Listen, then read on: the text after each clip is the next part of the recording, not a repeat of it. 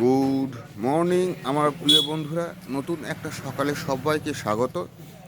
ঘুম থেকে উঠে গেছিলাম অনেকক্ষণ আগে। ঘুম থেকে উঠে টেন্ট ফ্যানগুলো সব গুছিয়ে গেছে, রেডি করলাম।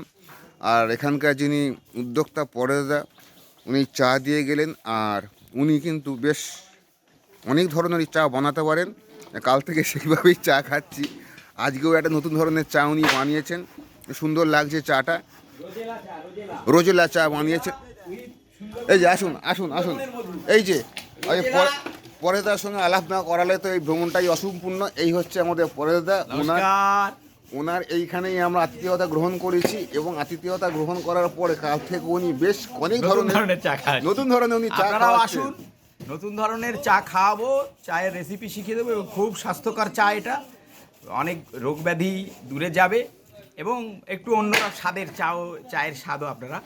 টেন্ট এইখানে একজন করে করে রয়েছে, এইখানে আমাদের আরেকজন টেন্ট করে রয়েছে।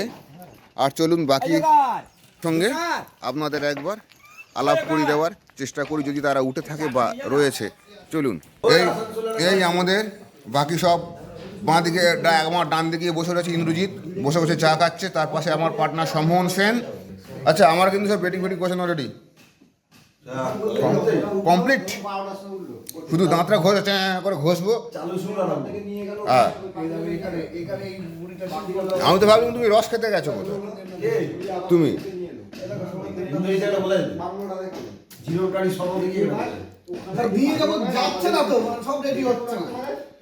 আর জীবন কাঠ খেতে হবে না, তাড়ি খেতে হবে।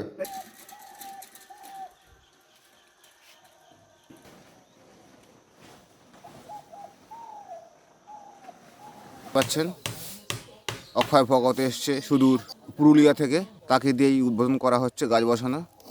গতকাল আসার পরে খুব সুন্দর সময় এখানে কাটিয়েছি, আমরা অতিবাহিত করেছি। পিয়ালিতে আজ ইন্দ্রজিৎ এখনও রয়েছে। অক্ষয় ভগত বা তার যে বন্ধু এসেছিল তারা এগিয়ে গেছে, কারণ পিয়ালিতে আজকে আরেকটা এরা মিটের ব্যবস্থা করা হয়েছে। আমাদের যাত্রা শুরু করে দিয়েছি। এই কত সুন্দর পুকুর, পুকুরের পাড়ের ঢালাই রাস্তা দিয়ে আমরা এগিয়ে চলেছি। আর সামনেই রয়েছে গোসাবা থানা। নৌকোয় উঠে পড়েছি, একটু পরেই নৌকো ছাড়বে। আর আশপাশটা আপনাদের একবার দেখিয়ে দিই।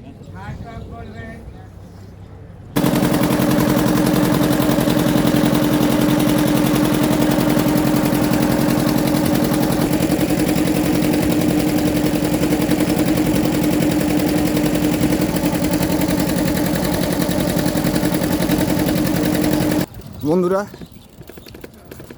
ওদিক থেকে খেয়া পার হয়ে এদিকে আমরা আমাদের যাত্রা শুরু করে দিয়েছি, মানে কলকাতার দিকে ফেরার।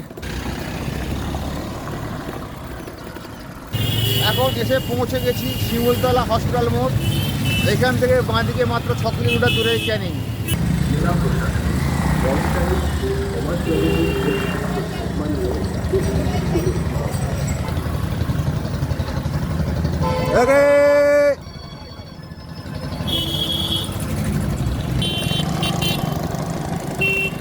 এখন আমরা রয়েছি মাতলা নদীর উপর ক্যানিং ব্রিজে।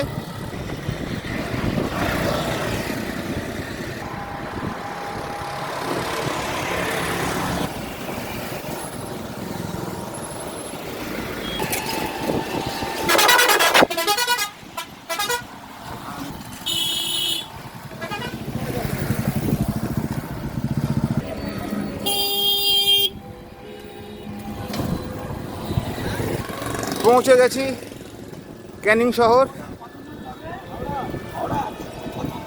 গোসাবা ক্যানিং থেকে বেরিয়ে এই ফার্স্ট এসে বসলাম। এইখানে আমার দুই পার্টনার বসে রয়েছি, একটু বিশ্রাম। এখানে একটু বিশ্রাম করে তারপর আমরা এগিয়ে যাব বারুইপুরের দিকে। আপাতত আমরা একটু বিশ্রাম করে নিই। বন্ধুরা, বারুইপুর আর 3 থেকে 4 কিলোমিটার। আর যাওয়ার সময় যে পুকুরে আমরা স্নান করেছিলাম, এখন সেই পুকুরের ঘাটে বসে আছি। এখানে বসে একটু পেট পুজো কলা নেওয়া হয়েছিল, এই বড় বড় মোটা মোটা কলা, আর এই সঙ্গে বাদাম ভাজা। এই দিয়ে আপাতত একটু পেট পুজো করা হচ্ছে। এটা পেট পুজোটা করে একটু বসে তারপর আমরা এগিয়ে যাব বারুইপুরের দিকে।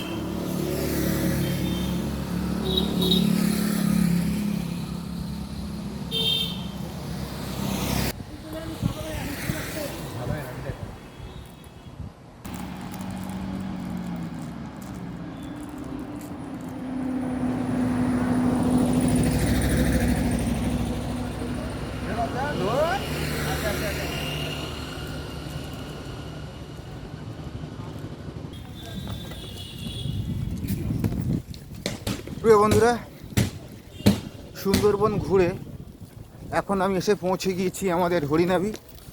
আর হরিনাবি থেকে এখন আমি এগিয়ে চলেছি আমার বাড়ির দিকে।